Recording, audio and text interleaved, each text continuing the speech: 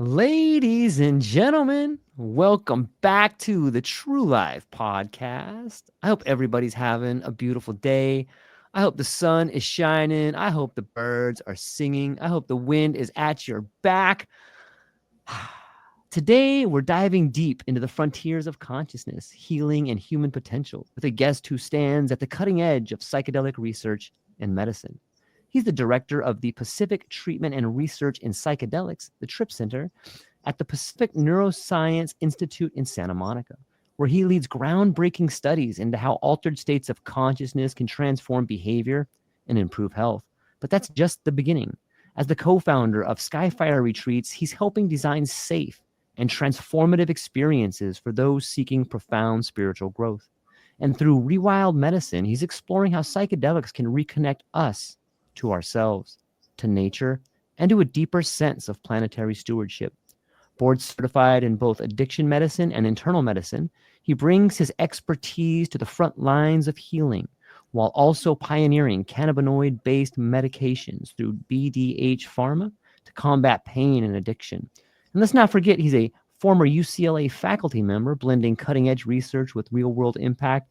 This is a man dedicated to pushing boundaries, redefining medicine, and helping humanity evolve. So buckle up. This is going to be an electrifying conversation. Please welcome Keith Heinzerling to the show. Keith, how are you? Very good, George. Thank you so much.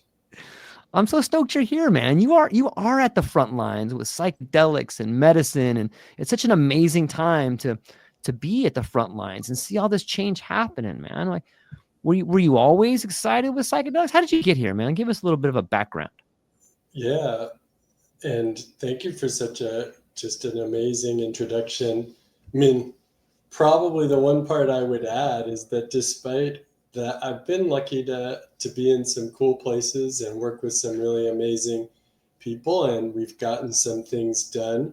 We still have a lot left to do, but more and more I'm growing to appreciate how I'm really just like all of us, a student of this life, and it's really humbling how much we don't know. And the most exciting parts of my activities these days are the parts that I feel I know the least about, and I have the least training, expertise, and credentials for. And those are the parts that are really attracting my attention and energy. But it's also very humbling. And I'm just lucky to be surrounded by some also very smart and humble people. But to answer your question, I've always been interested in psychedelics. It's a fascinating topic related to consciousness.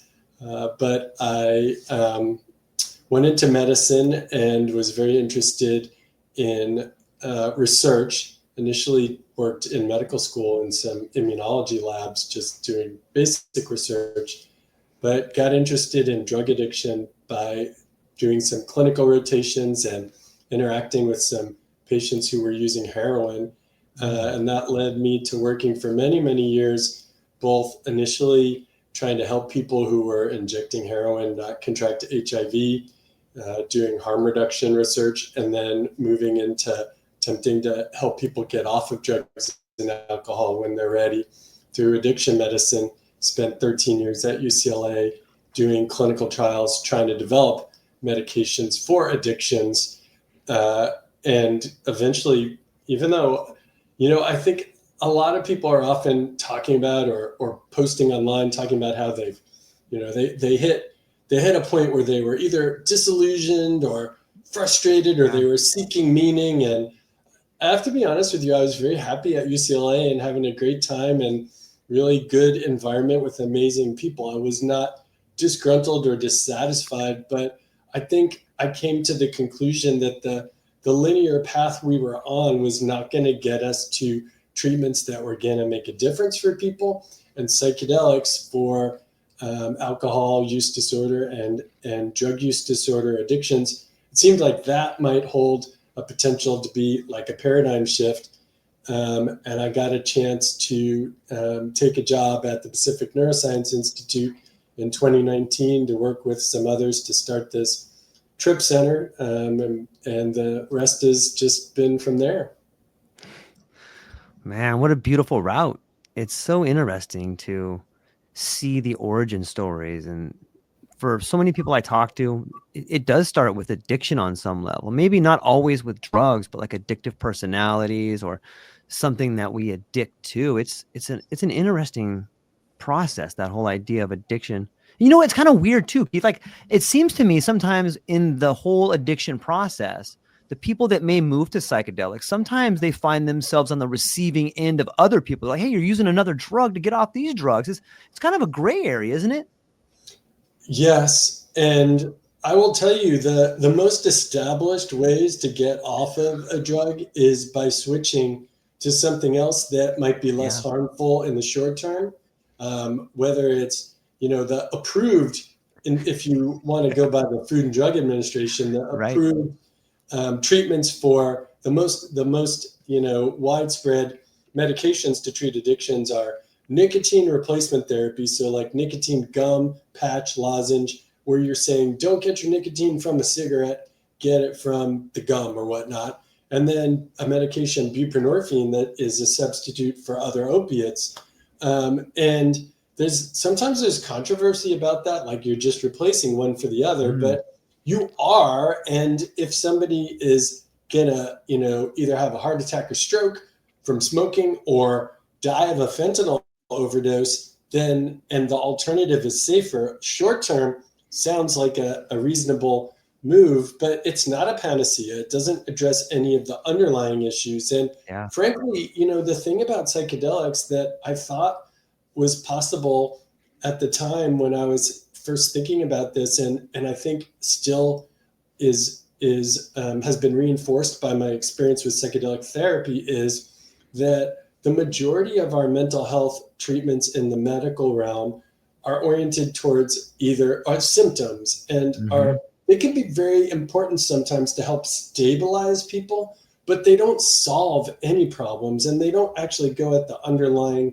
cause of whatever the symptom is, right? We're up here treating depression or anxiety or cravings for a drug, and down here is the real core issue for that person that is eventually, right? Like we often say, addiction is a symptom of whatever the underlying conflict is. And it's by the time it bubbles to the surface, it's drug use or unhealthy drug use or alcohol use.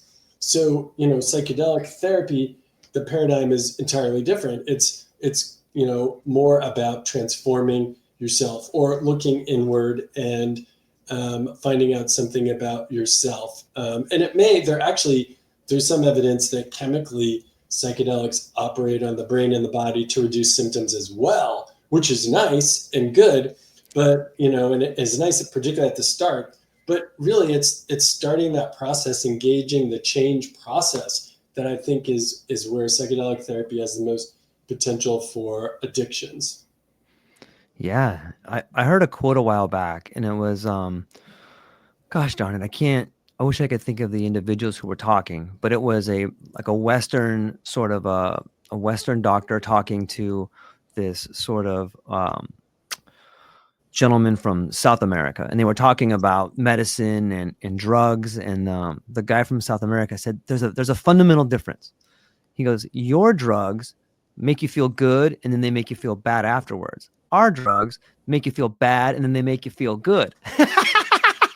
I started thinking about. I had to sit down for a minute and be like, "Wait a minute," and I was like, "I could see that." It's kind of interesting to think about it. We'll have to dig up who that was so we can give them proper attribution. Yes. But I would, yeah.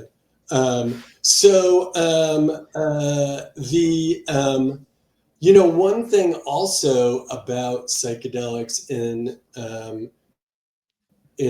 therapy is that, and addiction is that, a lot of times I think people think if you're not in the throes of addiction, you look at what's happening with the person and you think, how could they be doing this? It's so obviously harming them. Why would they do it? It's completely illogical and irrational. But if you create an environment where the person feels comfortable to explain what they're going through, their thought process, it's not, if you create a safe space for them to talk, they'll tell you the story. And a lot of times I say, wow, if I were in that position, I might be choosing to use drugs as well. Like I don't, Yeah. it's hard to judge people if there's a certain amount of pain or trauma or a sense of being lost, and a drug provides a temporary relief from that. It's really hard to go against that. And I myself, I think I've had a charmed life, for some reason, and I haven't had to endure those hardships that some of the people have. But had I might have turned to drugs as well. But the real path forward is, just giving up that crutch, unfortunately, and can get harder before it gets good. Giving up. Some people, ironically, are kind of stable in their chaos. They have a chaotic life using drugs or alcohol, but they figured out how to patch it together with duct tape. And then when you take the alcohol or drug out, it's in danger of falling apart. But then if they can get through that part and then get to a better place, then they may go. But it's, a lot of people say, many people have said, usually people are filling up some sort of void with the drug or alcohol. There's something missing there that would more in a more adaptive and healthy way to fill it up would be many ways, right? Connections with other people, with healthy activities, with spirituality. And a lot of times people talk about addiction being isolating, and I think that there's some truth to that. Yeah. There's another idea that, is it the individual that's sick, or is it the society that's sick? Yeah. In a society that's ill, the most well-adjusted people are probably the sickest, and I know that from working as a truck driver for a long time. You're up at 5, you're working 14 hours a day. By the time you get home, everybody's sleeping. The weekend comes, you got nothing left. You don't see your family. Like, you feel horrible. And a lot of people do things all day long to get by, and it makes them feel horrible because they're got social media coming in, and it's like, you know what, if I just take this modafinil, I can get through my day, and I can feel pretty good about it. Or, you know what's wrong with 5 beers after work? That's normal. And it's a big part of society, especially addiction. Like, and don't we run on drugs? Aren't we a culture that runs on drugs? And like, the language is so weird about it, like drugs and alcohol. What is it? Alcohol and a drug? What's going on there? Like, people drink caffeine all day long. Well, I think the context in which someone's using a substance is really important to look at. And, I think that it's unrealistic to expect that humans won't take substances. And, right, that's just naive probably. But people could be much more. And again, this is something that indirectly that psychedelic experiences and teach you, right? And number one, there's the idea that you should have an intention for your use of a psychedelic, and the setting, the context is important. And the people and the cultures and the societies who we owe everything to for psychedelics, who the indigenous world that figured out that certain plants or fungi had these effects and that they could then be used in a beneficial way. They're sacred in those cultures. And something sacred, you don't just like take something sacred on Friday night and to have fun. It's something that also has some prohibitions and some structures around that. Something sacred is often used within the context of a ritual or a ceremony. And one of the things that I'm a white guy doctor, highly educated white guy in California. Like, I'm ill positioned in one respect to be a spokesperson for this. At the same time, I try very hard not to think, don't avoid responsibility and, be as impactful as I can from my position. But I do think, like, I'm not interested in going back to ancient times, and I want to we have to live in the modern world. And we're doing this with technology. It's wonderful. We wouldn't have been able to do this without technology. There are so many good things. And I'm incredibly enthusiastic and still just fascinated by science. But at the same time, there are many ways of knowing and interacting, and there are layers of our experience and our reality that are more mysterious or subjective, and just emphasizing the rational approach to things is not going to get us as a society, as humanity, as a planet, as a universe to a better place. Science can't solve all of the problems, and I'd really like to. I'm very interested in modern psychedelic therapy, and but I think we have a lot to learn from ceremonial and ritual use of psychedelics. And in essence, a clinic with a therapist and a doctor where the patient comes in and they go through certain procedures, we take their blood pressure. It's a ritual. It's a modern Western ritual, but medical, right? We doctors are expected to have a stethoscope and we listen to people's hearts. And sometimes now we just do it. You're like, why did I listen to the heart? I didn't really need to do that. But it's kind of what doctors do, right? It's part of the ritual. And there's power in that can be leveraged to help people. I don't think we should, we shouldn't ignore it. And we also shouldn't sterilize it too much, but we shouldn't appropriate, and we need to, attribute when we are where things came from. And, a lot of things to keep in track of at the same time, but I think we can do it. We have to, really. We have to. Yeah. It's like it's slippery because you don't want to offend anybody, and you want to give the respect due to the people that have earned the right and showed us where this medicine came from and how it works.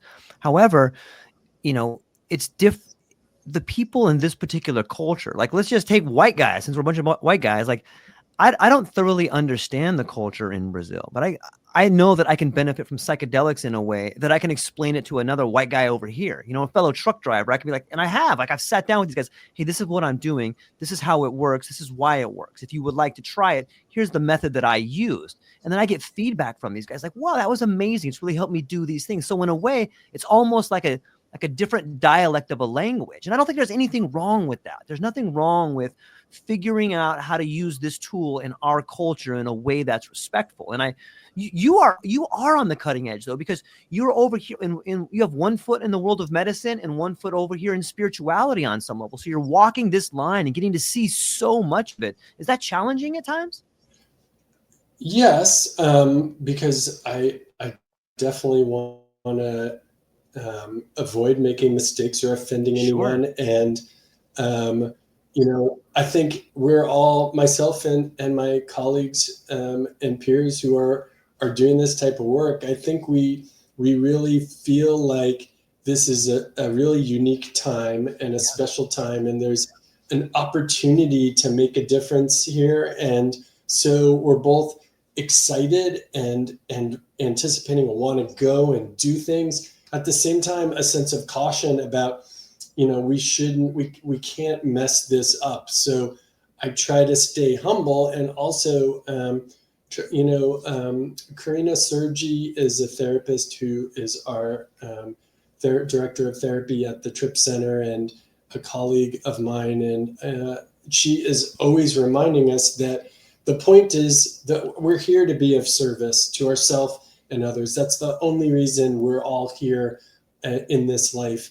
And the way that you might be of service can vary greatly. It might be something very local and immediate even just in your own family or to a friend. It could be something anonymous, or it could be something very high profile. You could be a leader and be in charge of a company or in the government, or it might be just something, that people might consider small. And those quote unquote small acts are actually probably some of the most important. So, I carry that sense of responsibility and try to make sure that we orient everything we're doing towards being of service. And at the same time, realizing that, there's a certain amount of stuff in the real world that has to be done to pay the rent on the clinic and, pay people's salaries, and that, there's a lot of controversy and debate about the pharmaceutical development of psychedelics. And I share a lot of those concerns, but I keep working on it primarily because, number one, in the United States, the way to get the government to make a change in the legal status, like say psilocybin, for example. One of the most solid ways to do it would be to get FDA approval of the medicine as a treatment, and it would change the legal status and recognize that there are some benefits of psilocybin. And I think that is worth contributing to. And also just that, what I learn as a student of spirituality, I try to, carry that to how when we're doing science, there's no spirituality in like an objective scientific study. Other than that, we're humans, and at least my take on it is that we're physical and more than physical. So that's always going to be there. But we are very careful and intentional about, this is designed with a modern scientific method, and you don't want to let anything into that experiment that could get it off track, whether it's something spiritual or otherwise. It needs to be controlled. It's a controlled, randomized, controlled trial. So we're very careful about controlling things. But nonetheless, the ethics of working with patients and responsible use of psychedelics is well informed, I think, by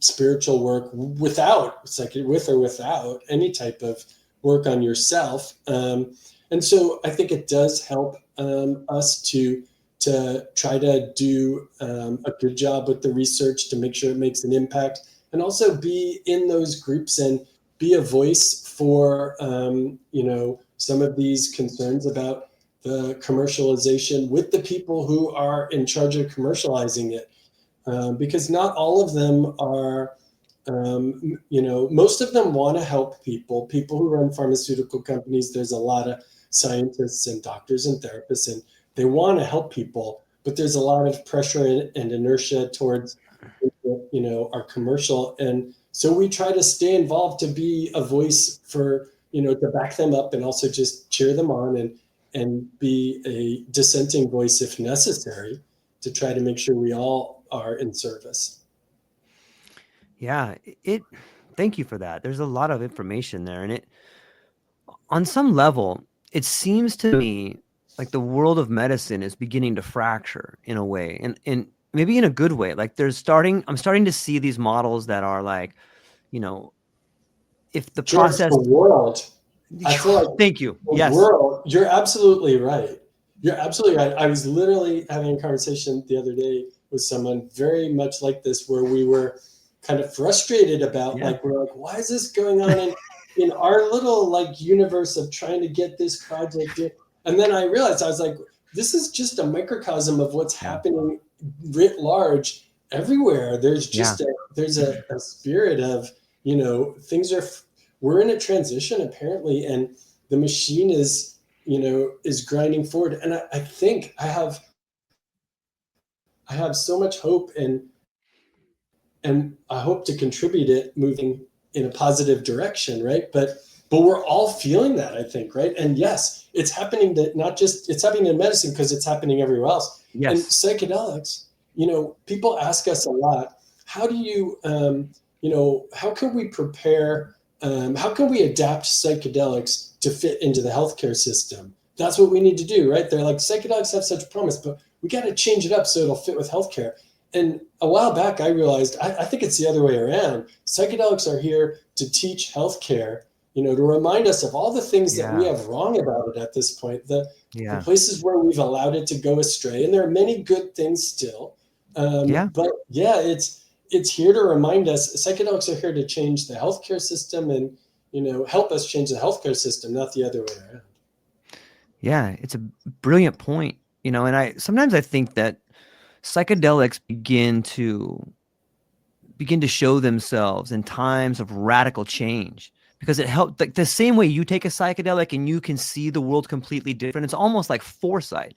If you want to get really out there, you can say they're exogenous neurotransmitters that allow you to communicate with the planet and see this language of what's happening. Maybe you get to see the gears of the machinery a little bit. You're like, oh, this is what's happening out here, and but it is radical change. And isn't it interesting that we're beginning to see medicine that's outcome based, and we're also seeing jobs, and we're also seeing things that are outcome based. Like, can you do this? Yes. Okay, come over here. Can you not do this? Okay, come over here. Maybe there's something else for you. But it's interesting. We got one of our first questions. Lighter Horn comes in and he says, if psychedelics hadn't been demonized in the 60s, the pharmaceutical industry could have possibly played a more positive role in our society. Not too late. That's a pretty deep question. There's a lot there. What do you think, Keith? I think that, yeah, I mean, I'm not an expert in the history of psychedelics, but as I understand it, in the United States at least, the Controlled Substance Act, which was in the Richard Nixon administration in 1970, made all the psychedelics, Schedule I drugs, illegal, like the other quote unquote, dangerous drugs and narcotics. And I think it's pretty well established that, I mean, there are a lot of conspiracies out there, and sometimes they end up being true, and sometimes they're just, kind of spinning out from somewhere. But I think this is just established at this point that, a lot of parts of the government were afraid about the effects that LSD primarily might have on society, and, amplifying some of the anti-government feelings. And so, but yes, there was a very robust, it's really sad. There was so much research going on with psychedelics before then. And there were multiple pharmaceutical companies that were on track exploring. And I think that the comment might be true that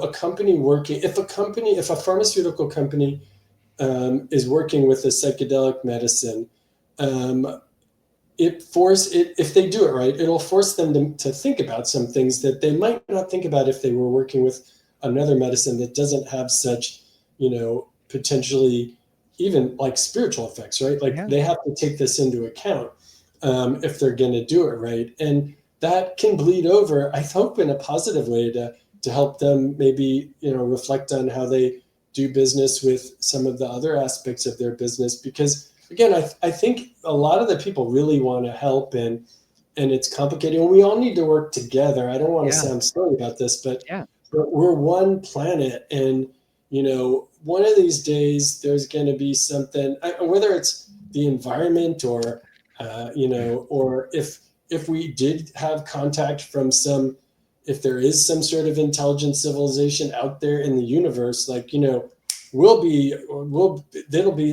see why we all need to stick together in an instant, right? Like, we're all on this same thing, and we could be up against something, and then our silly little disagreements about, different things about the economy. I mean, gosh, there's so much potential. I'd like to see us stick together, and I don't want to see modern science thrown out, but I also really don't see any reason why that's the only, that's not there's no reason to limit yourself to merely a, materialistic, scientific perspective on the universe solely. There are places where that works very well, and there's always going to be a mystery. And if there weren't mysteries, then, maybe this whole movie would come to an end, I don't know. There's got to be some other mystery for us to go after.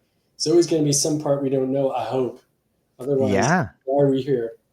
Yeah, it's well put. Excuse me while I take a sip of this colorless, tasteless, odorless substance. Well done. Yeah, I think so too. I think what we're beginning to see is this upward helical shaking hands of spirituality and science coming together. Like, we need both. Like, and there's room for both there. Like, and with these two things coming together, I think we uncover what is meaningful. That seems to be something that's left out of the clinical trials, is this idea of what's meaningful. And don't even get me started on language, Keith. Like, there's all these words out there that, like, I can't decipher them, and I'm ready to make new words. And I think that's what we're on. We're on the cusp of a new frontier. We are finding out how to solve the problems. And when we get to the root of the problem, it's like a mirror. It's us. Like, we're the problem. Oh, it's crazy to think about, but there's so much on the horizon. And I want to address Leiter's comment a moment about the 60s. Like, one thing that I think is different from the 60s, Leiter, and correct me if I'm wrong, I would love to get put it in the chat, Leiter. I would love to hear what you think about this. there's no real anti-war movement this time around. And maybe that's because the psychedelic movement is being seeded by some of the leaders this time, and they're being in on it. But what's your take on that, Keith? There's really no pushback against the machine, the military machine this time. Yeah, that's a very interesting point. To give a really great answer, I'd have to think about it a little bit. I mean, I think that, you know, it's, oh gosh, things are so complicated in the world, and there's the world we're living in now. There's so much more information. I don't know. I mean, I think that for me, just personally, I would love to see more problems being worked out without the need for force. I mean, it's not, there are, unfortunately, the way that the world works, there's always going to be a need for defense at times. And you know, fine, I understand that. But I think that, you know, there is, and in psychedelics, you know, one thing that I think is really beautiful, and that I've been trying to understand how I can best support, is that there are many women and people of color and people not from like, you know, high university. It's a place where, like, right, I'm a white guy doctor with all these degrees, and I can work side by side with a healer who has a complete, they have very similar wisdom, experience, credentials. They're just not like the academic ones or the medical ones, right? And it's a place where you could work complementary and hand it, you know, side by side, and to good effect with psychedelic therapy or spiritual work with psychedelics. And I think that might be a good lesson for, you know, where we need to go to move forward. You know, I'm a white guy, and I've gotten a lot of things done, and people often rely, myself, they, you know, society, some of my masculine ability allows us to get grants or funding or contracts, or, you know, stay on timelines or push everybody to try to achieve. But there is a real need for the, you know, the feminine impulse in the world. And we need to make much more space for that. And it's not an either or. There, you know, it's the same thing that when you start to work with psychedelics and spirituality, there's ego dissolution, and then there's like the complete dissolving into the one and loss of everything, and then there's the return to the dichotomy. And, you know, certain theories and traditions suggest that, you know, that behind everything there's just universal consciousness, the singularity, whatever you want to call it. And at some point there was a breakup into two, and then by definition you had two different poles. There was polarity, positive, negative, male, female, whatever it is. And you know, the best place is in the middle of those. It's not an either or. There's not, one's not right and one's not the other. It's not absolute. Psychedelics show you that these two opposite things, they coexist, and your job is to figure out how to you know, be with that and navigate that conflict, and still be able to be successful. And you know, I think whether it's you know, whether it's war or famine or whatever it is, that those two, we need both of those to figure these things out. Yeah, they're opposite poles of the same magnet, you know, like, and I think you're right. Like, that's for most of my audience who have had a psychedelic experience. Like, there's this moment when the you or the I falls away, and you're like, oh, I'm part of this.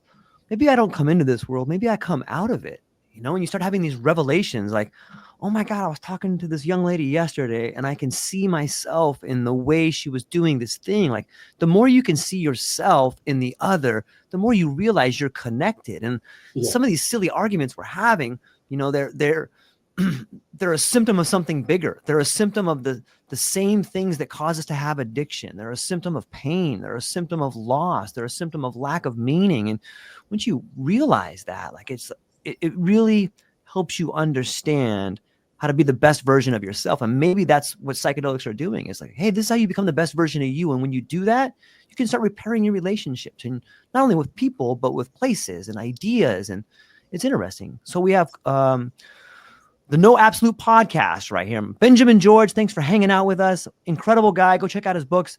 He says, oh, there's some mysteries still out there to be solved for sure, but we're beginning to build a map to know where we're going. What do you think, Keith? Are we beginning to build a map out there? Yes. And, the idea of mapping consciousness is one that I definitely find appealing. And I think that's one of the things that myself and some of my colleagues have been working on in the spiritual realm. Again, we're really just humble students, and from the limited experience that we've had, I think even the greatest expert on the planet in this is just a humble student, given the vastness and the power of what is out there. But yes, we've been lucky to be able to work with a guy, Dr. Robert Gilbert, who has got the Vesica Institute. He's a spiritual teacher, and I've been very grateful to him. And I think part of why I'm not a big podcast listener, to be honest. I think I told you, but all my friends and the spiritual friends always tell me about everybody that's on the podcast. But I finally heard Robert talking on a podcast, and I didn't know it was him, and it just kind of clicked in a way. And he's got a PhD in international studies, and he has a very academic approach to how he teaches, and he's very much about sourcing everything and footnotes. And at the same time, he also will tell you, he's like, I'm not the guru. I'm just like a guy, I'm just an ordinary guy trying to figure it out, just like all of you, right? He's incredibly humble and very cautious about trying to provide, he does a lot of work to collate information from the past and the current, and I mean, honestly, maybe the future for all I know. Puts it together in a package that a modern scientific mind can easily plug into. That's his contribution. He's not making it up. He's not telling you he's not even saying what he thinks, and he wants you to have the freedom to just take the information, decide for yourself, listen to the information, do some of the practices, see for yourself. And if it resonates, come back. And if not, that's fine. He's not trying to take over the world. And it's been a great time and a blast. And I think in essence, what we've been doing is trying to work with some of the meditative technology that allows you to learn to, reliably interact with what, some people would say the spirit world or spirits or non-physical entities. For me, I feel like this is just words, like you said, George, right? So my words are going to come from like a sciencey side, right? So it feels like data to me, which some people, and data put together in the right way is intelligence. So it feels like, just a sea of consciousness, as they say. I don't know. That's how I experience it. But I think it's what's behind the physical part. It's a part of what makes us human and alive, and interacting with it and having a sense and some understanding, really realizing that much of it is beyond probably our brain's ability or our mind's ability to grasp, I think has been very helpful to me in, finding meaning and trying to direct myself in a way that could be positive for others. I love that, man. It's really well said. I have a thing for maps. And it's such a great way to look at it, because having a map implies that you're an explorer on some level. And these psychedelics allow you to grab your compass, maybe pack a little knapsack, get out there, and lucky for you, you have a map. You know, some people's map may have like a giant squid taking down a boat or something like that. Hey, stay away from that area over there, you know, but these maps that we're making, whether it's through, you know, dialogue, whether your map is written in science code or it's written in spirituality code, there's all these different maps out there for an individual who's willing to go and explore what it is that's wrong for them. And I think of mythologies and maps, but it's such a great metaphor, isn't it?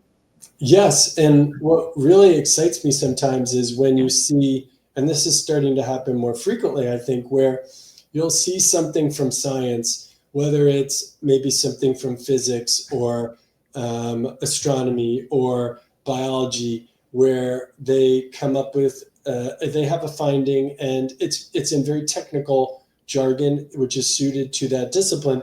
But then you realize, wait a second, I think what they're describing sounds exactly like what the ancient Egyptians were describing with their words. They just had their words and their understanding of it from their perspective. And I think that we're getting, there are some places in science where, again, we're not throwing out the new and going back to the old. We're not discounting the old, but there is something here that we've been trying to figure out all this time. And over history, everybody keeps coming back to it and trying to put it down into words with the words that they have. And scientists are coming to those things as well. And it's a real thing. So they can complement each other, and the two can help each other advance. And I do think that, and you see this, a lot of people working in physics are, if they're not already doing something like meditation, they oftentimes just start it up. And I will, I think maybe I said to you before, but I'll just say I was always interested in meditation. I had so many friends who I mean, I lived in a bunch of hippie places. I had a bunch of hippie friends, and a bunch of people doing research on meditation at UCLA, people teaching meditation. I could not meditate at all. Except my friends would just be like, "You're a lost cause." And I think finally I now am able to do it. I don't know, perhaps it's just a matter of the right time, right place, or I needed to mature in some way. But for me, working about a lot of these ideas caused me to come back to the practices and try again. And then, maybe having some understanding. And honestly, that's something that Dr. Gilbert really emphasizes. You can't, if you really want to work productively in spirituality, you do need an understanding of the background, the information, the knowledge, the wisdom. And you also need the practices. And, to just focus on one or the other is not going to be as effective as, moving through and understanding the background behind the practice makes the practice more powerful. And then as you do the practice, oftentimes I will come back to things from lectures or readings later, and you realize, wow, okay, I didn't catch that the first time, but now I see a subtlety in it that came from the experience in the practice. And it's, people talk about intuition or something. Yeah. It does feel like it's like more of a deeper, more intuitive, more subtle way of understanding, as opposed to just the first pass where, your brain puts the words and it gets that part of it. And then there's a deeper part that you can learn to dissolve the first layer to. And so I think having those two is essential. Yeah, I 100% agree. We got Clint Kyles coming in over here. Clint Kyles has the Psychedelic Christian podcast for those within the sound of my voice. He's got some great guests, and he's an incredible host. I think he hosted San Francisco psilocybin. Anyways, my friend Clint says, I think there is less targeted emphasis on the topic of war from the psychedelic community because there is currently a conscious resistance to war from an even much broader range of society. That's a great point. What do you think, Keith? Yes. I mean, what I think is that I'm getting the message that I really should think more about war. And I mean, I'll be honest with you, the part of what got me working with psychedelics and part of what has driven me to think more about spiritual practices is and again, I wasn't really frustrated. doing fine as a doctor, but going one patient at a time, which Yeah. by the way, if people who, whether you're a physician or a therapist or a clergy member or just a person who helps another person in need, that is one of the most beautiful things. There's nothing Yeah. wrong with that. Healing is, right, we talk a lot about healing. Healing is very important. But I need to think more at a higher level and think about how we can make an impact at a higher level. I mean, it is, I mean, honestly, given all the amazing things that we are creating with our incredible minds, with technology and science, I just really, just quite frankly, as a person, this isn't a professional opinion that I've really, Yeah. studied, but just as a human, I can't really comprehend how we're still having wars, to be honest, and like conflicts like that, and that, there's still like so much conflict about resources, and Yeah. and again, because we're all in this together, and most of the spiritual traditions emphasize that, not only us as humans, but we all come from the same thing. There's one just global conscious pool that from which everything, behind this emerges, and eventually we will pass from this life into what, I'm not sure, but whatever is there, and perhaps we'll come back as something else. And just remembering that just can change your perspective. So fair enough. Fine. Task taken, guys. I'll get on it. I need to think more about, like, global conflict and war, apparently. Yeah, it's interesting. I spoke with Ollie Jin Bush a while back, and he was one of the first people that brought this question up to me. And he had mentioned some things about there's an interesting relationship between the veterans and psychedelics, and maybe Yeah. there's something there. Yeah. I don't know for sure, but on some level, we spoke earlier about addiction and how addiction treated symptoms. On some level, it almost seems that we're using psychedelics to treat veterans' symptoms instead of solving the actual problem. And I don't know Yeah. how to No. solve that problem, but Yeah. it's Totally. there. It's Yeah. there. I was at, thank you. You reminded me. I mean, I guess I had been thinking about this to some degree, but I was at a fundraiser, and it's an amazing cause, and I Yeah. was so just happy to be a part of trying to support it in a little way. But I was at a fundraiser for one of the initiatives to increase access to psychedelic therapy for U.S. veterans, and several veterans spoke about their experience, and as you know, probably a lot of the, very high up special forces, highly trained combat people have been the ones who have been leading the charge. And Yeah. part of that, I think, is that's just their nature. That's what they did in war, and that's what they're doing outside of war, and God bless them for that. And then also, they were in positions where some of the more really, like, horrendously, traumatic things occurred. And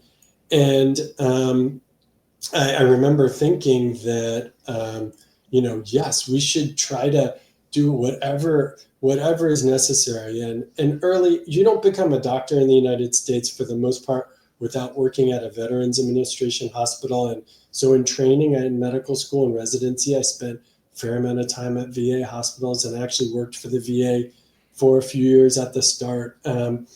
And so I would support anything to help our veterans. But it did dawn on me. I was sitting there thinking, like, better would be we just don't send these people into these places, right?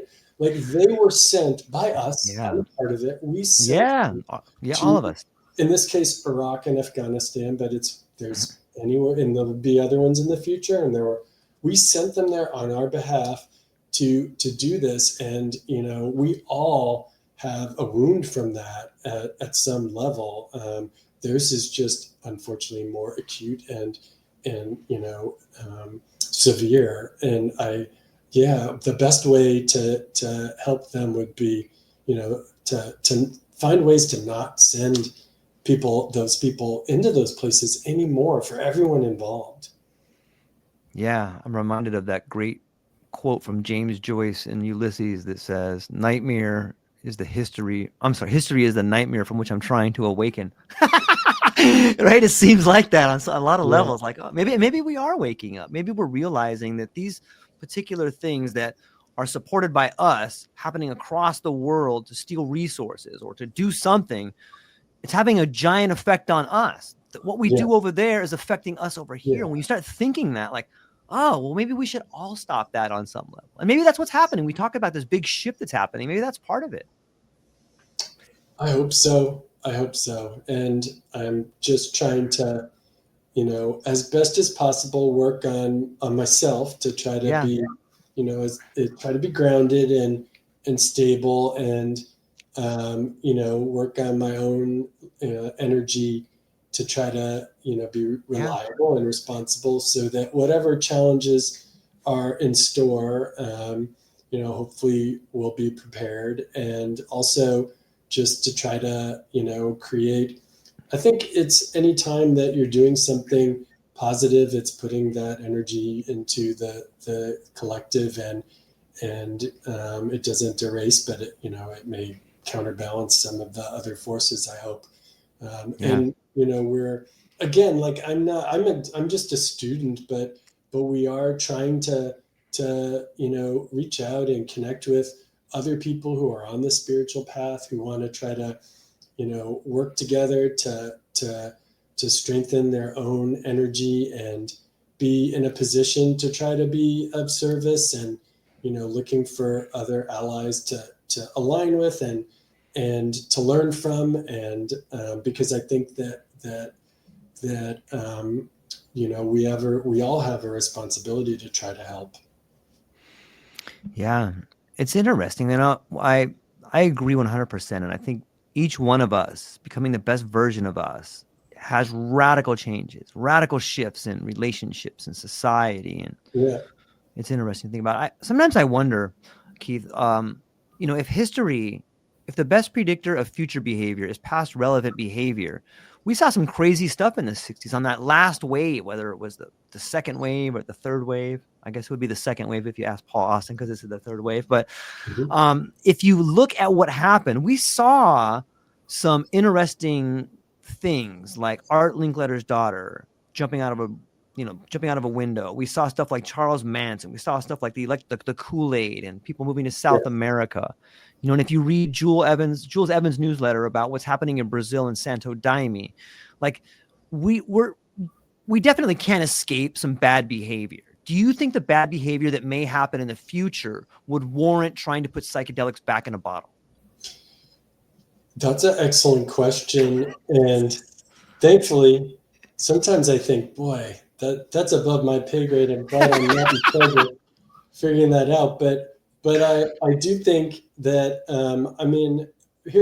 I don't claim to be in charge of psychedelics, and I don't think I'd have all figured out. But my personal take on that relates very well with some of the work we're doing in the spiritual realm, because I do think that there are medical risks, there are psychiatric risks, there are spiritual risks to taking psychedelics, but there's also just the risk of going too far into the spiritual realm, the ether, right? Like, I feel like the point of these journeys is to come back and take whatever you can from the experience. Integration is one thing, of course, that's important, but beyond that, to apply it. And so, Dr. Gilbert had formulated this framework that, again, it's really like bringing together a lot of stuff. There's nothing that he invented here, but I think he's got such a knack for putting it into a good conceptual framework that can then guide how you work with it. And it's about, responding to that. People are using psychedelics all the time now. A lot of people repeatedly, going from one to the other. There's an incredible emphasis on healing, which again is beautiful and necessary. But at some point, if you get healed enough, you should come back here and get to work. We're here to do work to make the place a better place. And healing for spiritual development, healing is necessary.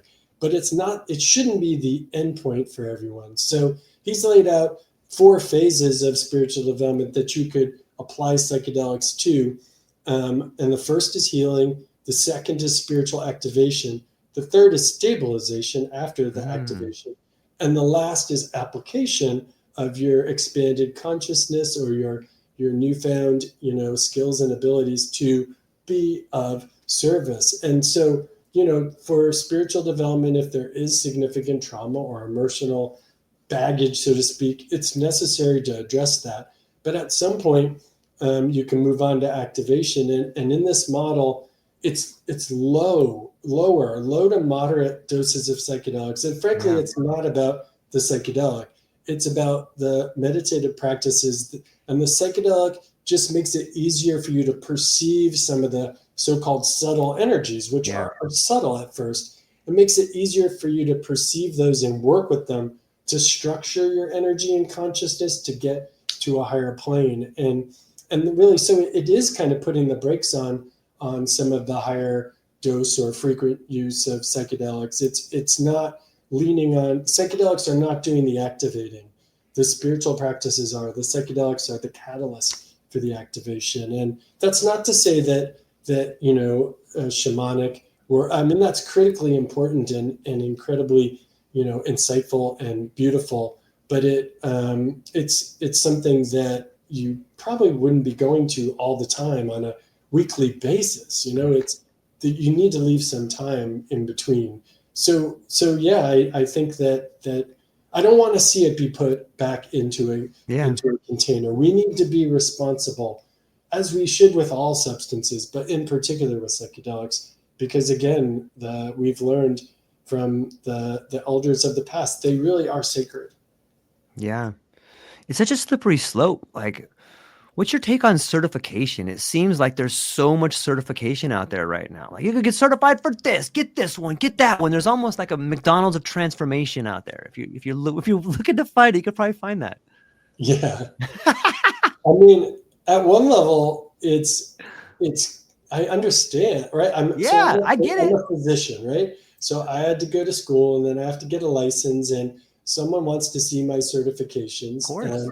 But that's that for better or for worse, we could criticize medicine. I'd be happy to hear criticisms, but it's pretty advanced at this point. It's a mature industry. So I think that what's going to happen, if you look at the psychedelic pharmaceutical companies, what you see happening is that there were a lot of companies at the start, and it was headed in all directions, and it's starting to get narrowed down, and a few of the ones that have staying power are sticking around. And I think that that same thing will happen with training and certification. Eventually, people will start to agree that these are the core essentials, and there'll be a few places that do it really well and end up.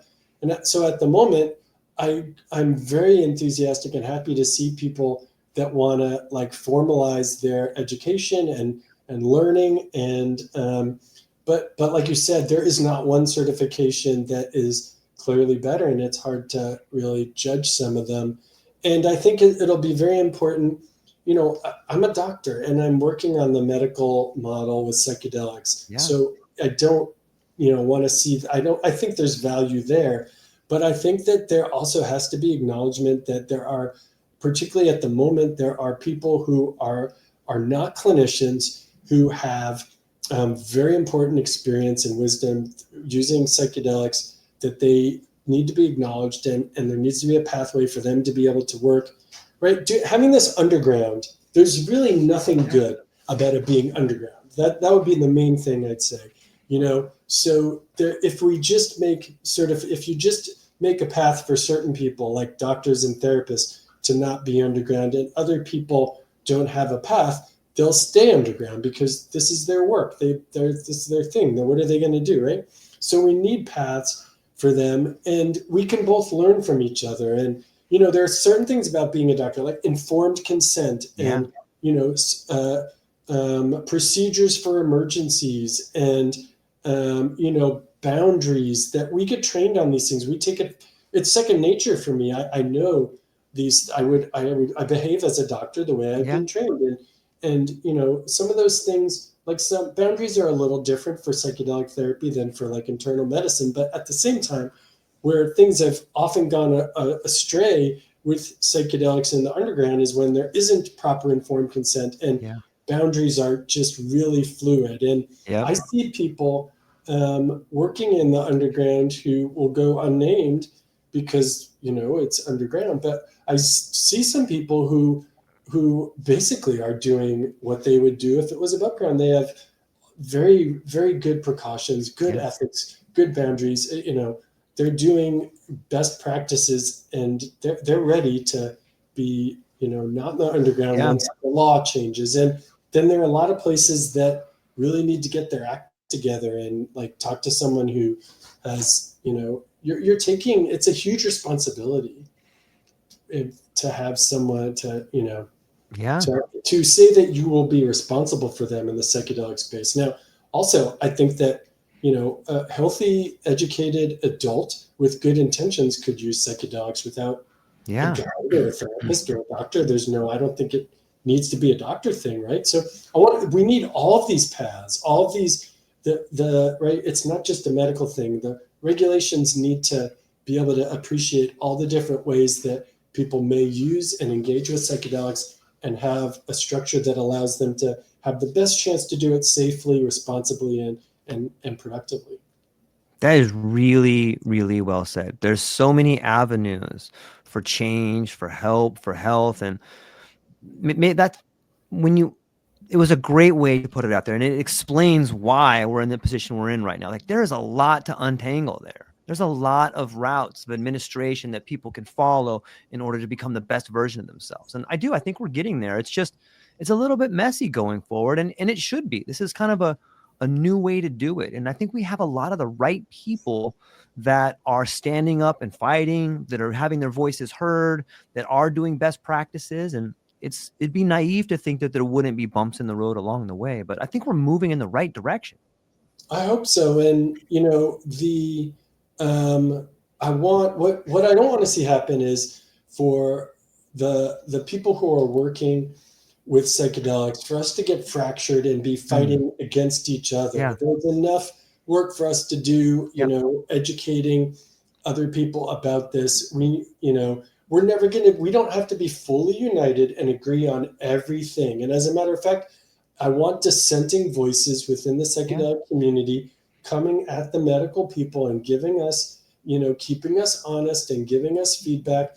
That is going to just drive us to be better. I welcome that. But if it goes too far, right, we need to work. We need to all make sure that as best as possible, we're rowing in the same direction towards, safe, responsible, healthful use of psychedelics, and not like get caught up fighting each other. But we also, can give each other constructive criticism. That I think that we're all adults, and that would be fine as well. Yeah, there's a lot of new interesting avenues that every time I look, there's something new. I was speaking recently with a gentleman in the Sacred Valley named Luke Jensen, and he's been doing some interesting work on like brain patterns and like the brain waves and, able to match up certain sort of, almost not exactly neural pathways, but he's been able to show a lot of cool things that are happening simultaneously in the brain. Is that something that we can think about moving forward, is seeing what's happening in the brain and understanding how that might be causing a certain behavior? Yeah, I think that I think the main thing that I think about any of these research efforts with psychedelics is that what's amazing about psychedelics is it engages at so many different levels. Yeah. And inherently, to study something, you're going to have to say, well, we're never going to be able to study, at least at the moment, who knows? But it's very difficult to study all of them simultaneously. So there is some inherent limitation of like just putting, the microscope on one aspect, like for the brain, for example. Right. But that's just how a scientific experiment works. Again, it's an experiment. It's a model of what's really happening, and it's controlled. You have to control the universe that you're looking at. The error happens was when we say, well, okay, we found out that this happens in the brain with psychedelics, and therefore that explains everything about psychedelics. That no other domain has any relevance for psychedelics. That just doesn't make sense. So despite the fact that I'm very interested in the neurobiology of psychedelics in the brain. I'm probably more interested in the stuff we can't study, in the subjective, in the spiritual, in the mystical, the subjective experience. But I think it's very valuable to understand what happens. And predicting, it's been hard to predict like something meaningful or practical. Yeah. Like how much information do you need to know about the brain to advise someone, to help someone have a productive psychedelic experience? I mean, you do pretty well without brain imaging for the most part at the moment. Is it conceivable that there could be some technology that takes the psychedelic experience beyond what we even have now, that augments it or makes it deeper or more powerful? Maybe that would be amazing. But I'm all for. I definitely am both. Just I love it. Love hearing about it. I think it's just like it's an inherently human activity to seek knowledge, right? Yeah. So basic science, understanding what happens in the brain with psychedelics, it does not matter to me if it has a practical implication in the immediate. It's worth knowing. It's fascinating. That is, we want to know. We need to know as humans. And so I'm very excited to see, because imaging technology is getting a lot better. And there are ways to scan people, not even with EEG, but beyond, with imaging while they're like under, having a psychedelic trip there. It's like, caps and helmets that people can wear now. It's amazing. Yeah, it really is amazing. It's one of the things I really love about you, Keith, is you are always talking to so many amazing people. Like if I go to your LinkedIn page, I'm like, who is Keith talking to? And I see all these people and I'm like, I'm going to go look at that person. I'm going to look at that. I'm going to look at that person. Like, how do you is it an insatiable source of curiosity? And can you tell us about some of the other people with whom you've been contacting with and are excited about their work? Oh my gosh. Well, I don't think I'm not doing anything there, consciously. I think it's like most things, right? What I'm trying to do is just be myself and every day try to be, understand myself a little bit better and be a little better and try to be open. And so, when we will all attract whatever we attract based on where we're at, right? So I think maybe that just attracts certain people. But yeah, oh gosh, off the top of my head, I don't know. I don't want to say like one person, right. But I will tell you there are so many amazing people doing things. And I think that the thing that has really inspired me is that there are so many women who are taking a leadership role in the spiritual realm, and really using their voice, their own unique voice, in a very powerful way, and not stepping forward in a very a dignified and methodical way, but at the same time, really holding their ground with a voice and a vision and an impulse that is, feminine, and I have so much admiration and respect for them. And it just, honestly, for me, if I look, whether it's LinkedIn or any of the other social networking platforms, I get so much just energy, like a rejuvenation of inspiration and energy from seeing what people are doing, and just getting a little bit of their energy indirectly from seeing their posts and hearing how they talk, and seeing how they're just they're doing it, They're not sitting around, they're out there, they're just going for it. They're surrendering to they're letting go and surrendering to the desire to try to just bolt out and be helpful. And so I'm just really humbled, and I admire how many many women are out there really like just working hard to lead in that area.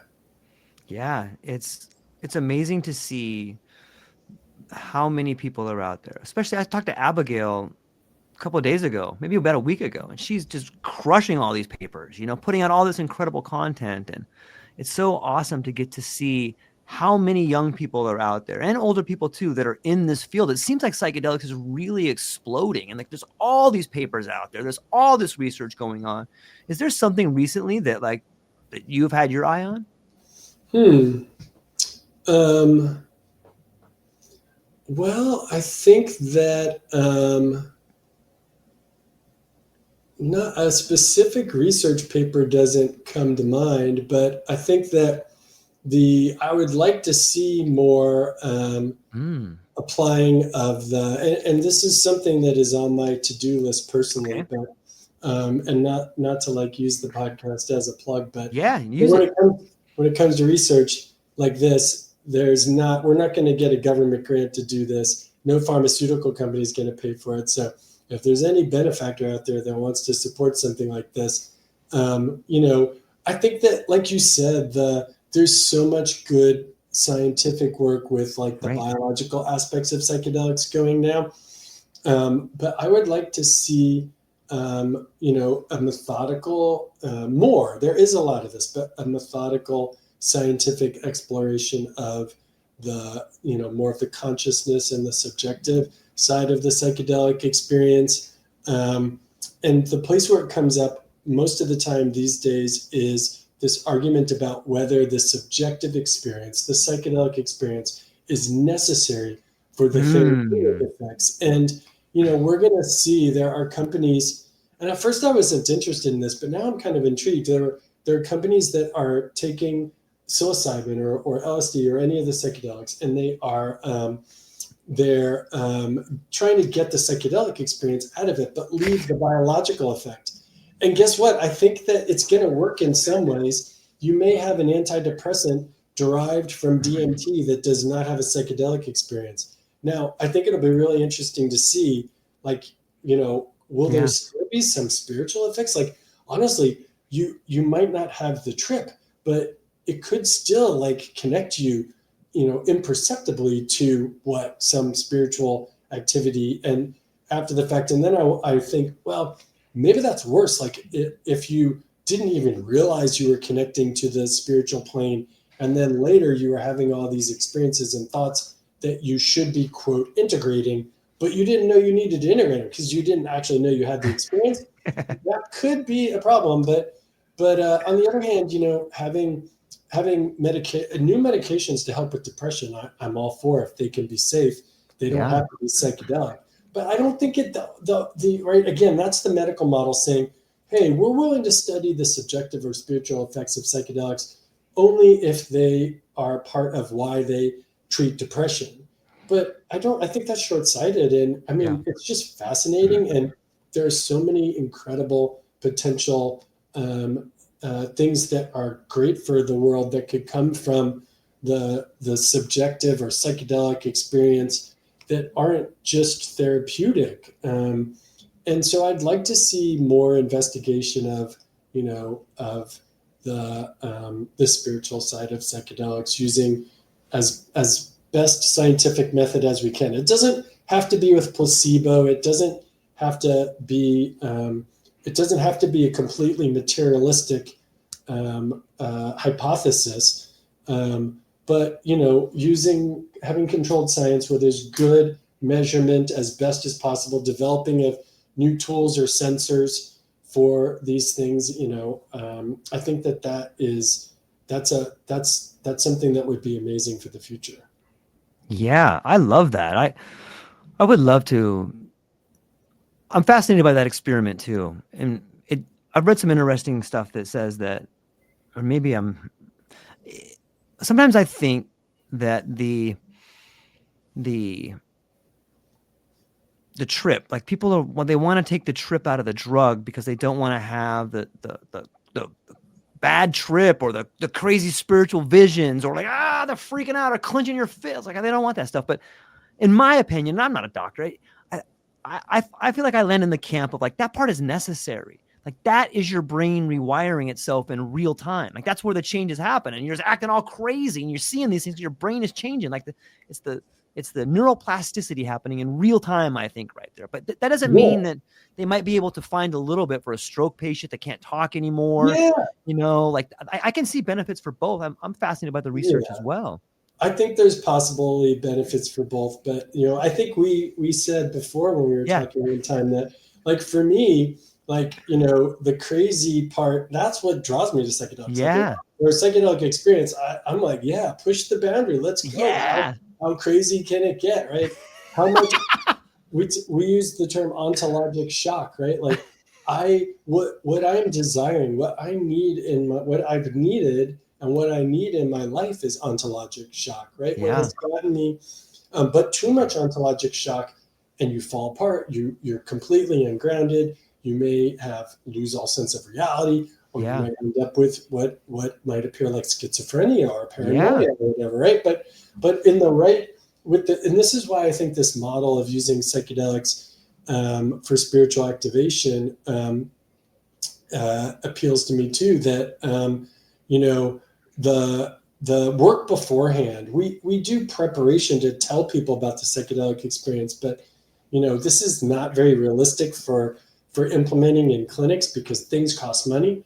But if someone asked me, I would say, if you want a really good experience with psychedelics, pick up a spiritual practice first and do that for maybe a year or more, or really do some spiritual practice first, clarify your sense, ask yourself some of these questions about reality beforehand without the drugs, so that you're prepared when the drugs like really show you what might be out there. You have some framework and some structure with which you can interpret, right? And one of our patients in one of the studies, which happened to be with LSD, kept asking us at some point during the session, "Is this normal? Is this normal?" And I was not. She was fine, and I was fine. So I wasn't, and I wanted to reassure her. So but at the same time, I was like, "Well, none of this is normal experience." Absolutely abnormal experience, but it's normal for LSD, and there's no reason to believe that you're in danger. This is what we would expect, but it's not normal, right? But so if you don't have any framework or structure, or you're in a fragile place, or your framework is often, then that ontologic shock could be really damaging. But for me, it like kicks down the doors and like push the fences back on consciousness to expand the space. Like, that's what I desire, but that may not be the right thing for a fragile, depressed patient. So having some other options for that makes a lot of sense to me as well. Yeah, it kind of begs the question, when you read some accounts of some different uses from different native populations, like the shaman would take it and then he would diagnose the problem. And I think that the way you're talking now, like, you like the ontological shock. So therefore you have some empathy with someone who's like, is this normal? Like, you kind of understand what they're going through. Like, you've had the experience, thus you're able to maybe help walk someone through that experience. And that's radically different from the Western medicine. Like, no one's taken my wife's chemo medicine if they don't have cancer. It's it's different. Yeah, maybe they should. I mean, that would be a tall order. But yeah, I mean, it is. I often think about the shaman model, right? Where, right. So and again, I am not. I am just a student of all this, and I'm very cautious, and I find meditation to be, really give me a lot of what I need for the in that I might get from a psychedelic. I can get a lot of that from meditation at this point. But in that model, right, we have people who are just going and taking psychedelics themselves to try to find answers, and that isn't actually the model that some of the indigenous cultures use, right? They would have a very special person who may have been, that ability as a shaman may have been in their family for generations. There are many things in the literature about, the shaman person really not wanting to have that role because it's such a responsibility, and they're so they're kind of isolated in some, as I understand it, in some societies, the shaman is kind of isolated because they have these abilities and it's hard for them, the other people to relate to them. So that's the person who's taking the medicine and going there, like you said, and coming back to provide an answer to the person, right? The person isn't doing it themselves, but we're like, yeah, I can be a shaman. I can be the shaman and the seeker at the same time because, hey, I can do everything, right? And that's clearly not the case. I'm not a shaman. I have I don't have any desire or interest, and I'll never be. That's just not my role. I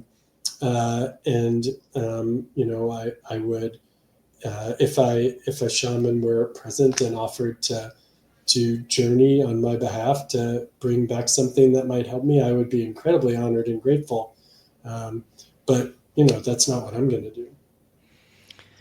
Yeah, it's an interesting concept. I remember McKenna talks about in one of his millions of lectures about the goal can be for you to sail out onto the dark abyss and throw down your net in the storm and hopefully bring something back, but it's tough to do because sometimes you find yourself so far out that you can't talk. Maybe you think you're God, like the world is changing, you're in a different dimension, you're living 5 different lifetimes. It's difficult to bring things back, but sometimes just going there, you bring back some residue, right? Yeah, and even I agree entirely. And I was speaking with someone who said this very thing also the other day that, right, like, and I've had some experiences where I'm like, well, what do I do with this? What practical, what can I bring back in? And I think really there's nothing concrete you bring back. The point is just to be able to realize that exists, that the container of what you believe can exist is much wider than what we get, from just the rational mind. And so just like having firsthand experience kind of forces it on you to acknowledge, wow, like that it's out there, that exists. That might be it. Just that. But how many times do you need to see it to believe it? Like not too many. And I heard, and Terence McKenna was amazing. And I would read stuff about him nonstop. I don't know that he really practiced what he preached here, but someone sent me, and I heard a little snippet of him saying something to the effect of, he said, yeah, I asked my friend, what's your favorite psychedelic? And my friend said, DMT. And then I said, oh, when did you last use it? And the friend said, 1967. And it was like, I'm still integrating that one experience, and I don't, right? And so I think that sometimes, like particularly people who have experiences with that reality from other ways, whether it's meditation or they just inherently had, an ability to appreciate and understand that, or perhaps something in their upbringing or whatever it is, right? They'll be like, well, yeah, I did that and it was interesting, but I don't really feel called to go back, but maybe again in the future, like, yeah, I don't need, I know how to get there, right? But sometimes there are cases where particularly the rational mind is so structured that it can be useful to kind of try to break through with psychedelics, and then the crumbs are there. Then afterwards, oftentimes I think that thoughtful people will begin to think, I'm not sure, I could probably be more productive without the medicine most of the time, and I don't need to go there. But then if there's a community or, a group of people and they're getting together and it's part of the ceremony or ritual and everyone's supporting, then that's a beautiful thing. But that's a little bit different than just like going there to get an answer. Plus, like, I don't really think that the language, whatever the language or the data, whatever format the data is out there, it's this brain. I don't have a decoder key for it, to be honest. I don't have a decoder key. I think like what you bring back, that's why a lot of times, integration and giving space and time to afterwards, to the extent that I have learned things, it often comes later. And it's a very like kind of subtle in the background thing that kind of creeps up on you, and you sort of see like a shift coming like this. I don't have so much of the, and I have some colleagues and friends who are very critical of psychedelics and say that when people come out of these things with like this big idea, that a lot of it's what they would call like the astral, the lower astral space, that's as far as they went, that they went into their own emotions, and there's a bunch of stuff in there, and that they thought that it was God speaking to them, but it's really a bunch of their emotional baggage that's just there. And so coming back and thinking that that's the word of God and trying to put it into play can be hazardous. So Yeah. I think caution and time, don't jump to conclusions and don't run off half-cocked. But I don't really know. I don't know where you go. Everyone probably goes a different place. I have no idea. I don't have any tools. You ask me to measure blood pressure, I know how to do it. You ask me to measure like where someone goes in the psychedelic space, I have no measurement tool to do it. I can just take, at face value, the words, which like we've said are probably completely inadequate to capture it.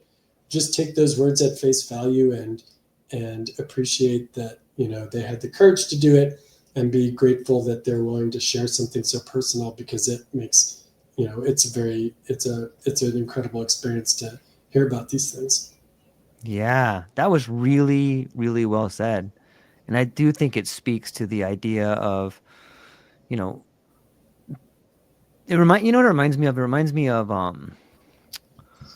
the Gospel of Thomas, where he had to like touch the wound of Christ.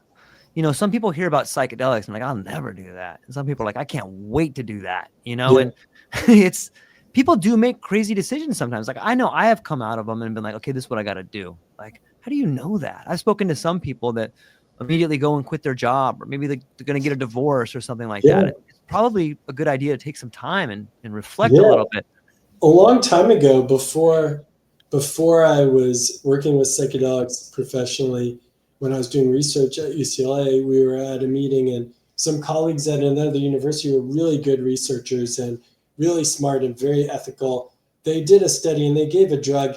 It wasn't psilocybin, but it had some psychedelic effects to patients. And it was just a science study where they were going to have them go into the scanner and they scanned their brain.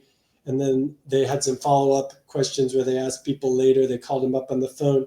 And I think it was maybe the second person. The study got shut down after the second patient. Ooh. Because they tried to get the follow-up from the second patient. They called around and they couldn't find the guy. And then they're like, wow, gosh, I'm a little worried. But then they ended up talking to some relatives, and they said, oh yeah, he came back and then he was feeling great, and he quit his job and he moved back to Puerto Rico, and that was it. And they were like, whoa, maybe we should be telling people, hey, one thing that might happen is you may come out of this and be like, hey, this is maybe it was, maybe that was what he was thinking about for a long time. And he was like, I just need some activation to do, I know it's the right thing, and maybe it was a beautiful thing, or maybe it wasn't. And maybe 6 months later, he was like, dude, what am I doing here? What did I do? Right. But so people should be aware. Change. I just said this morning to a patient, everyone comes to our clinic and they want to change. Yeah. That is the universal thing. There's something in their life that they want to change, depression, alcoholism, whatever it is. And we want to help them change. And psychedelics can help them change. But you have to realize that real change, it's sometimes messy, it's difficult. Yep. It impacts the people around you. Yep. They may think they want you to change, and they probably do, but they're kind of used to how things are, and they don't realize, oh, maybe I got to change with them if I want to still be around, right? And so, it's a big responsibility to take on that change process for real. Yeah, it's huge. It changes everything. It's interesting that you talk about, like, you have a lot of experience in with the retreats and working with people. How have you seen that change over the last few years, and how do you envision this whole center changing in the future, or do you? Well, that's a good. I've really gotten to the point where things are changing so fast that I'm pretty, I'm getting older too, and maybe a bit wiser, possibly. Totally. But I've surrendered to some degree, and I think I just have to remember some, core principles and values, and we're going to ride that wave. But I do think that, I hope that there will be changes that legally in different places that make it easier for, safe and responsible access to psychedelics. I think that,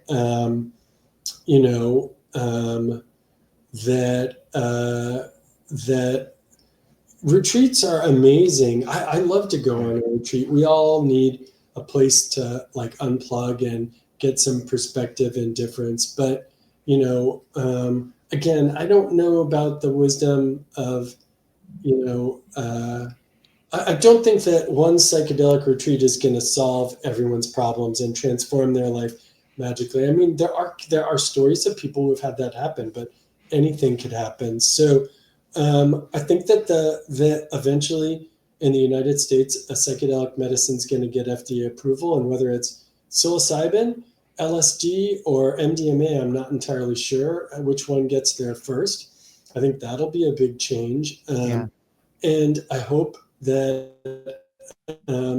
we can find ways to, work together and support all these different parts of the sector and have, a medical lane and a non-medical lane that are equal. And I think also here's maybe this might be the most useful thing that I have to say about this from my experience, which is that we haven't talked about ketamine, but ketamine can be used to treat depression, and it can be used as a medical treatment where they basically just either spray it in your nose or give you an IV infusion, or you can use it the way we do in a psychedelic therapy, ketamine-assisted psychotherapy paradigm. And I actually, if someone gets better just getting an infusion or a nasal spray, that's fine with me. I want them to get better.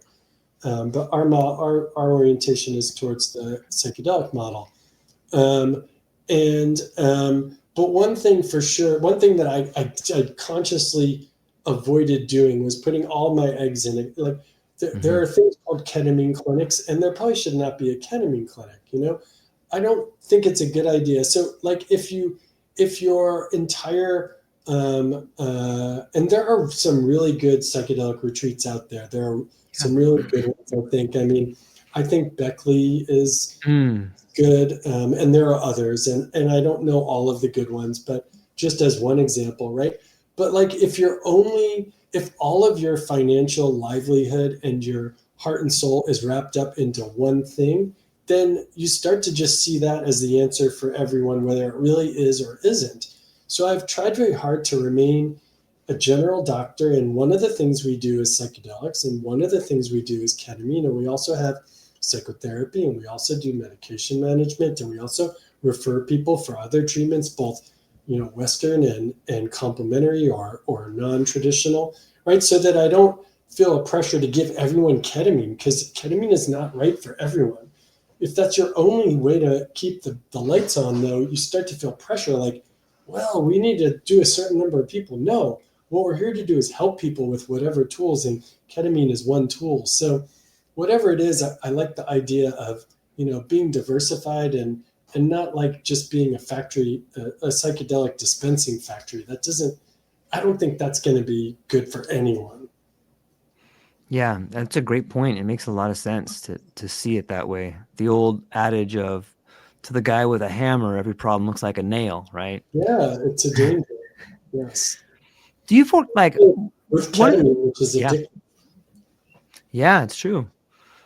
It's one of the things I'm hopeful to see in the future is sort of a liberalization to the point where, I would love for there to be like a legal sort of new Eleusinian mysteries, and I live up here by the wineries now, and I can imagine where like, a group of people came up and they shared like a sacrament, whether it's in a drink or whatever. And then you watch this incredible play happen in front of you. And then, do you think that we'll get to a point where, if things do become more liberalized, maybe you have like a Beckley brand, like Beckley does this one, they have a Lucis, but do you think we'll ever liberalize to the point where we can see it in not only an optimizational, but in a recreational setting?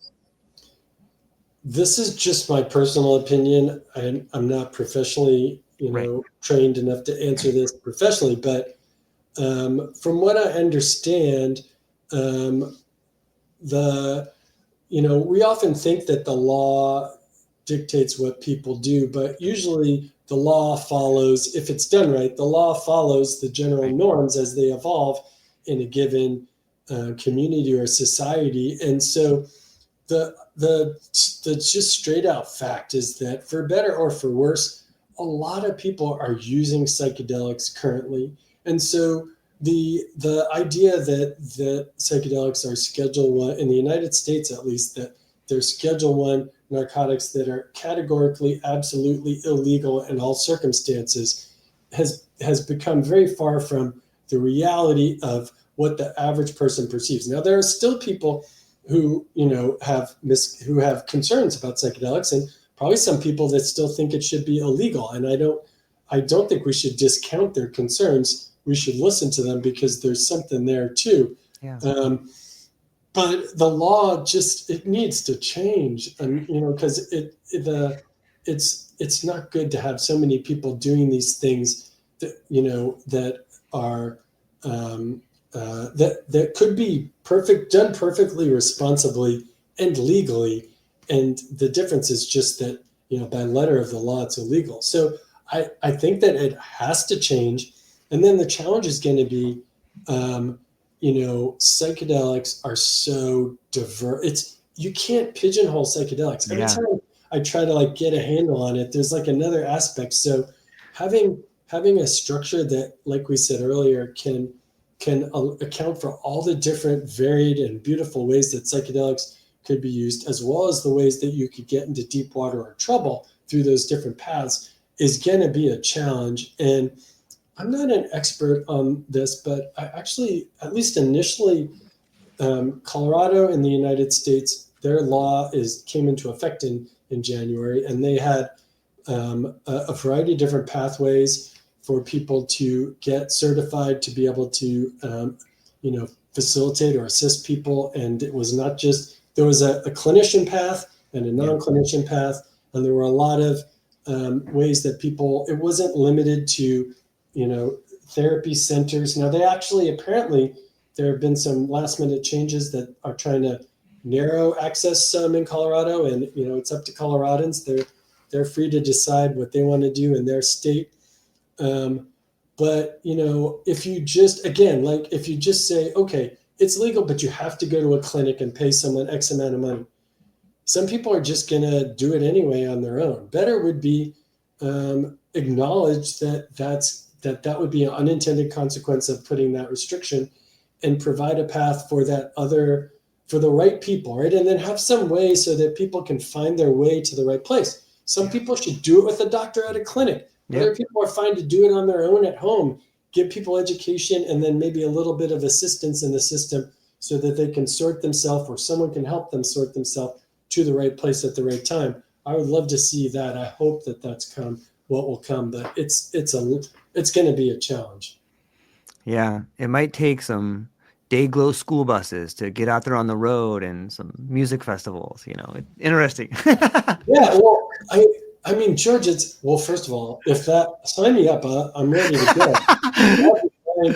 Me, I mean, I've lived in Los Angeles, San Francisco, and New York City, so all three places there's been plenty of cool activity to get involved in. So I'm no stranger to that, and I'd be all for it. But I also think that, I think it's that I actually don't think that this is the agenda of people who are advocating for change in the legal status of psychedelics. I don't think most of the people I know who are working at that are very level-headed. They want to help people. They don't want to force psychedelics onto everyone. But, I think it would be fair to say that you should be free to just not use psychedelics, ignore it. It shouldn't be in everybody's face, right? People will come to it when they're ready at the right time. If we just I don't know what I'm doing I'm not doing anything on LinkedIn. I'm just trying to take a breath and be present and be there. And if you do that, good things will hopefully come. And so if we create a good structure for psychedelics, when it's the right time, people will know will have a place where they can go to find out how to do it safely and responsibly and get support. but I don't have any it's not the number one most important issue for the government. I mean, what is? There's so many, right? Yeah. They're all important. So Yeah. I don't want to push it on people either. And the people who have concerns or questions, I'm happy to, I try to answer them patiently. There are very reasonable questions that people can ask. So we shouldn't just like shout them down either and be like, come on, it's just amazing. It's all good. It's not going to get us there either. Yeah. I think it's taking its natural course, and we'll Yeah. see what we'll see. And it's, Let it go. Don't yeah. push. Just stay out of the way, and it's going to take care of itself. It'll find the right place for now, and then in the future it'll evolve and find the right place as well. Yeah, I agree. Keith, fascinating, my friend. I love talking to you. This has been really, really Thank you. awesome conversation. And I hope it's the first of many. But let's say someone's listening to this right now and they're like, so Keith works at what? How does someone, if they're interested in what we're talking about, how do they learn more about you and what you're doing, and how to get a hold of you and where they can Sure. find you? And Well, you can, as you said, you can look for me on LinkedIn. It's not the coolest platform. It's kind of geeky, but yeah, I'm on. If you just hit me up on LinkedIn. That's fine. And then my professional work is at, like you said, the Treatment and Research in Psychedelics Right. Center, and the website is Pacific Trip, pacifictrip.org, Pacific Trip. And then our spiritual work is through, I think you mentioned SkyFire Retreats, and that's SkyFire, SkyFire, retreats.com. And you can contact us through either of those. And let's say is there certain particularities people would contact you for, one or the other, or what are people coming to you for? Yeah. So professionally, the number one thing that we offer is clinical trials of psychedelics at the moment for depression, and very soon for anxiety.